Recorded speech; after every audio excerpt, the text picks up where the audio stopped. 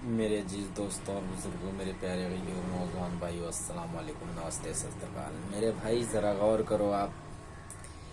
मैं कुछ वीडियो देखा और आज का वाक़यात देखा, मेरे को हंसी आ रही है भाई। ये चीज़ देखकर और ये हरकत देखकर, इन कुछ हमारे मुल्क में ऐसे ऐसे गधों की ऐसी गधी गधी हरकत है मेरे भाई कि ज़रा गौर करो।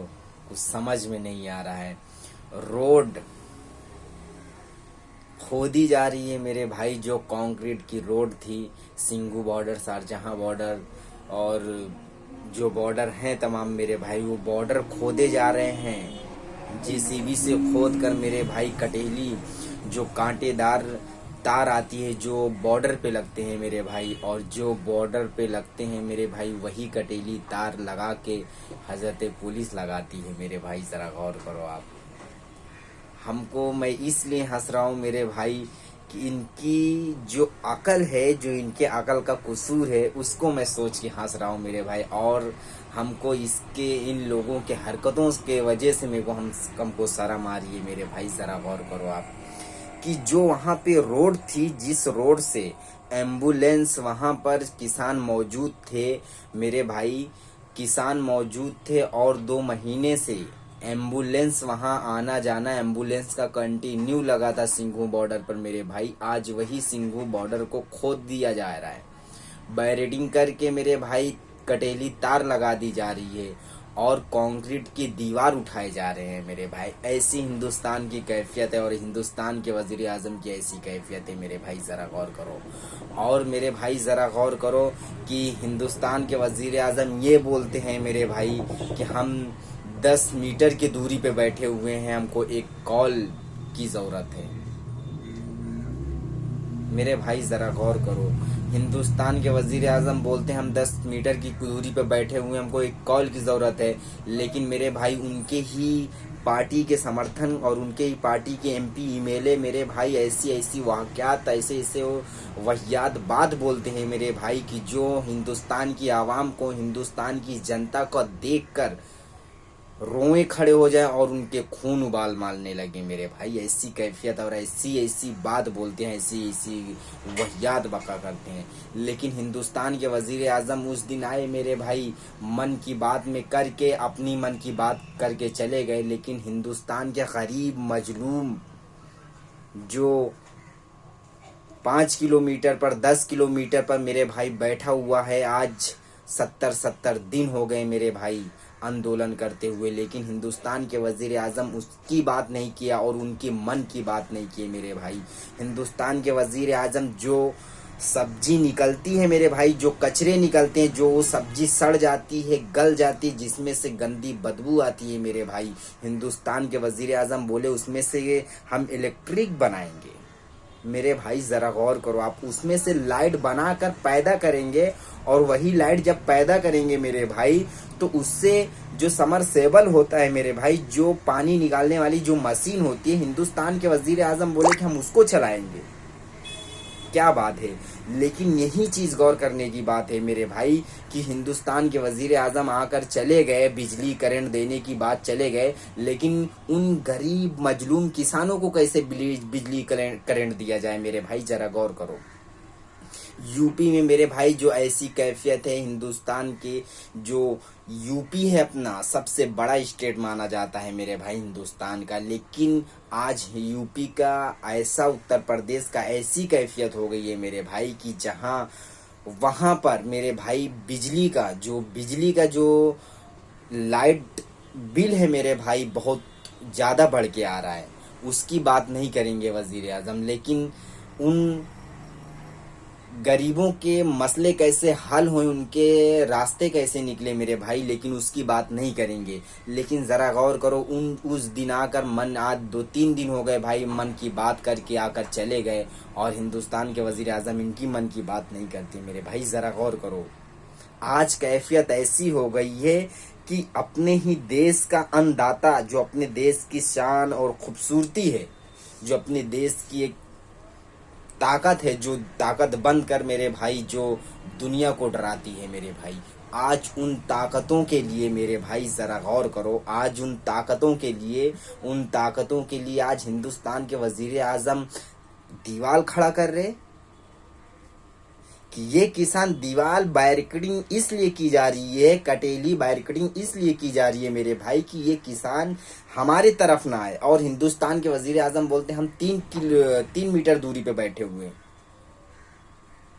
3 मीटर दूरी पे बैठे हुए, एक कॉल की जरूरत है। हिंदुस्तान के वजीर आजम बताओ पहले ये किसके पास है ना आपका नंबर, कौन से किसान के पास है आपका नंबर, कौन से किसान से आप बात करना चाहते जो आपको किसान कॉल करेगा, कौन से किसान के पास है आपका नंबर जो किसान आपको कॉल करेगा जो आप 3 मीटर दूरी पे हैं।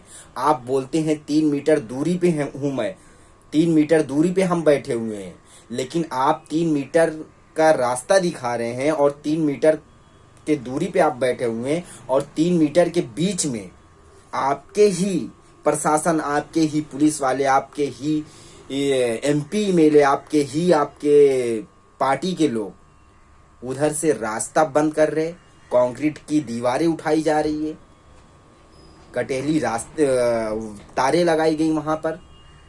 तो बताओ वो किसान आएगा कहां से मेरे भाई, जरा गौर करो, वो किसान आएगा कहां से, जाएगा कहां से। आप तो बोलते हैं हम 3 मीटर दूरी पे बैठे हुए हैं, एक कॉल की जरूरत है, लेकिन जब 3 मीटर की दूरी पे आप ये बैठे हुए हैं, जब आप बैठे हुए तो किसान जाएगा कहां से। जब 3 मीटर पे दूरी पे आप बैठे हुए हैं तो कॉल कहां से लगाएगा, एक कॉल की जरूरत है, बात करते आप कहां से वो कॉल करेगा भाई आपको। लेकिन कैफियत ऐसी हो गई है मेरे भाई कि आज की वाकयात में देखा मेरे भाई कि उत्तर प्रदेश से जितने ही आज बूढ़े बुजुर्ग आए मेरे भाई, आज सुबह में आए मेरे भाई, वो अपने आधार कार्ड फोटो कॉपी जेरॉक्स लेके आए मेरे भाई, हिंदुस्तान के वजीर आजम को दिखाने के लिए, जो उनके ही पार्टी के लोग, जो उनके ही लुटेरे लोग, जो उन गरीब और मजलूमों को ये बोलते हैं, जो इन किसानों को ये बोलते हैं ये एंटी नेशनल है, नक्सलवादी हैं, फक्सलवादी हैं, इन्हू टुकड़े टुकड़े गैंग है, उनको बताने के लिए अपन आधार कार्ड और पैन कार्ड लेके आए मेरे भाई। जरा गौर करो, वो अन्नदाता अपनी आधार कार्ड लेकर आज सरहद खेतों को छोड़कर आज रोड पे बैठा हुआ है मेरे भाई, रोड पे आ चुका है। जरा गौर करो, वो अपना रोड पे आ चुका है आधार कार्ड पैन कार्ड दिखाने के लिए कि देखो हम इस मुल्क के शहरी हैं, इस मुल्क के हम शहरी हैं, इस मुल्क के हम हिस्सेदार हैं। बताओ आप, ऐसी कैफियत हो गई है किसानों की कि उनको अब अपना प्रूफ दिखाना पड़ेगा। तुम उनके ऊपर इल्जाम लगाओगे, आपको प्रूफ दिखाना पड़ेगा उनको कि तुम इस हिंदुस्तान के शहरी हो कि नहीं हो। ऐसी कैफियत हो गई है मेरे भाई। मैं इसी तौर से मैं अपनी कौम के, बल्कि कौम बोले तो हिंदुस्तान होता है, गलत नहीं समझने वाले लोग गलत समझ जाएंगे, लेकिन नहीं मेरे भाई, हिंदुस्तान के कौम के मतलब हिंदुस्तान, पूरा हिंदुस्तान, पूरे हिंदुस्तान के लोगों से मैं बोल रहा हूँ, बल्कि अपने मुसलमान भाइयों से भी मैं अपील कर रहा हूँ कि बताओ उन किसानों को अपने आधार कार्ड और प्रूफ लेके आने की जरूरत हुई, और इनके बाद तुम्हारी पारी है, याद रख लेना, इनके बाद तुम्हारी पारी है। तुम अपने आधार कार्ड प्रूफ लेकर रेडी रह जाओ, खड़े हो जाओ, तैनात रह जाओ, याद रखो इसके बाद तुम्हारी हुई पारी है। इसके बाद हुकूमत तुम्हारा नंबर लेगी, तुम्हारे ऊपर नंबर डालेगी, याद रख लेना।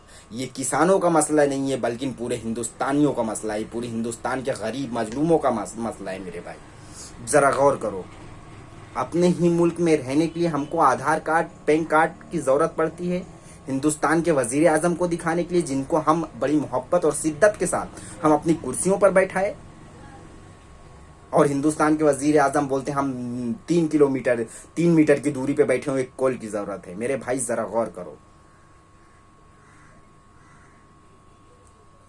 किसान अपना ID प्रूफ लेकर वहां पर बैठा हुआ है रोड पर। आज किसानों का जो अन्नदाता है, हिंदुस्तान की ताकत, खूबसूरती, मोहब्बत ऐसी चीज है मेरे भाई कि जो आज रोड पर है, आज रास्ते में बैठी हुई है, और हिंदुस्तान के वजीर आजम बोलते एक कॉल की जरूरत है।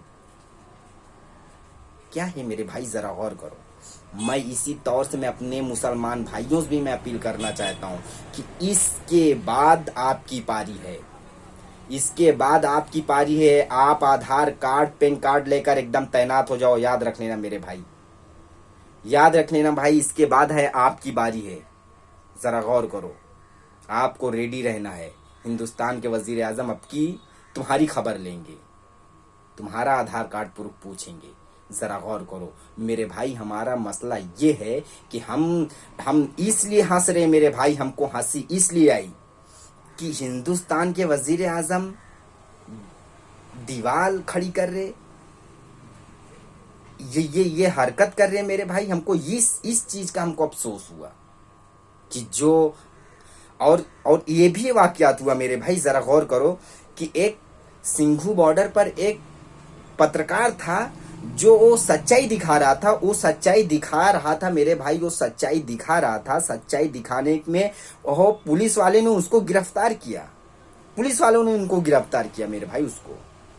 तो ये क्या है मेरे भाई, जरा गौर को। हम सच्चाई भी दिखाएंगे किसानों की, हम अपने देश की सच्चाई को दिखाएंगे, तो तुम हम पर जेल में डालोगे, हमको जेल में रखोगे, ये कैफियत है। हम सच्चाई भी नहीं दिखा सकते, हम तुम्हारे खिलाफ, अगर तुम गलत कर रहे हो तो हम तुम्हारे खिलाफ आवाज भी नहीं बुलंद कर सकते मेरे भाई, ऐसी कैफियत हो गई है। लेकिन याद रखो ये मसला किसानों का नहीं है, पूरे हिंदुस्तान के हिंदुस्तानियों का है, गरीब और मजलूमों का है, ये पूरे हिंदुस्तान के मसला है मेरे भाई।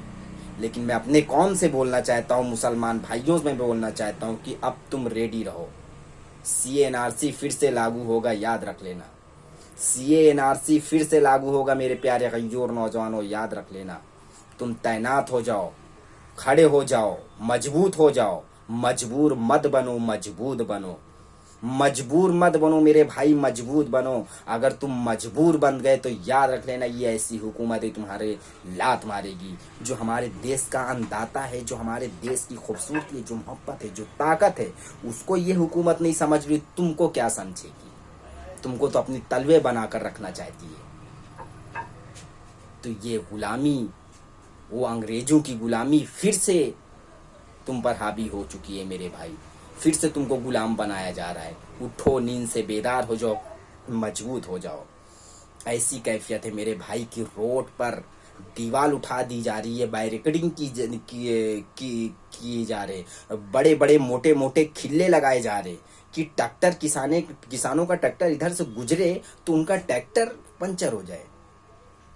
ऐसी कैफियत है मेरे भाई, मोटे मोटे जाड़े जाड़े खिल्ले रोड पर बिछाए जा रहे। ये हिंदुस्तान के वजीर आजम की मेरे भाई, ये ऐसी चीज है मेरे भाई, याद रख लेना कि हाथी के दांत खाने वाले अलग हैं, चबाने वाले अलग हैं, दिखाने वाले अलग हैं। वही हिंदुस्तान के वजीर आजम काम कर रहे हैं। मैं खुला बोलूंगा कि आप दिखाने वाला खाने वाला काम मत करो, जो भी बोलना है दिल की बात करो, मन की बात मत करो। मैं अपने हिंदुस्तानियों से मैं गुजारिश करूंगा, अपने हिंदुस्तान के भाइयों से मैं अपील करूंगा कि आप तैनात रहो, बिल्कुल डरने और घबराने की ज़रूरत नहीं है। हिंदुस्तान एक अजीम शान मुल्क था, है और रहेगा। मैं अपने किसान भाइयों का बहुत मैं शुक्रगुजार हूँ, बहुत खुश हुआ मैं उस मजमे को देखकर, जो मिट कर ख़त्म होकर जो वापस उभरा। मैं बहुत खुश हूँ, बहुत मैं वो हूँ अपने मन में, हमारी दिल को बहुत सुकून मिला उस मजमे को वापस से देखकर मेरे भाई। जरा गौर करो। फिर दूसरी वीडियो में मिलूंगा मेरे भाई। नमस्ते, सत श्री अकाल।